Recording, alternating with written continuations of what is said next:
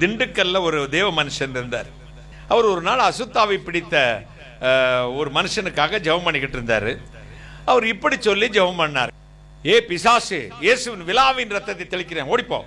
இயேசுவின் விலாவின் ரத்தத்தை தெளிக்கிறேன் ஓடிப்போ. இயேசுவின் ரத்தத்தை தெளிக்கிறேன்னு சொன்னா கூட பொருந்தும். இயேசுவின் விலாவின் ரத்தத்தை தெளிக்கிறேன் ஓடிப்போ. பேயெல்லாம் ஓடிடுச்சு. போன பிறகு உட்கார்ந்தது. அண்ணே அண்ணே என்ன தம்பி அப்படின்னாரு. என்னண்ணே புதுசா இருக்கு கேட்குறேன். இயேசுவின் விலாவின் ரத்தத்தை தெளிக்கிறேன் ஓடிப்போ ஓடிப்போன. தம்பி உங்களுக்கு அந்த ரகசியம் தெரியல.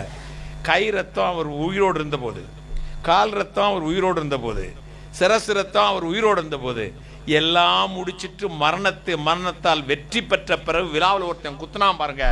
அங்கிருந்து ரத்தமும் ஜலமும் பொங்கி வந்ததே, அந்த ரத்தம் தான் வெற்றி சிறந்த பின்பு வந்த ரத்தம். கைகளை தட்டி அதுக்கு பயங்கர பவர் தம்பி. அந்த வெற்றி சிறந்த ரத்தத்தினால் மீட்கப்பட்ட திருச்சபை.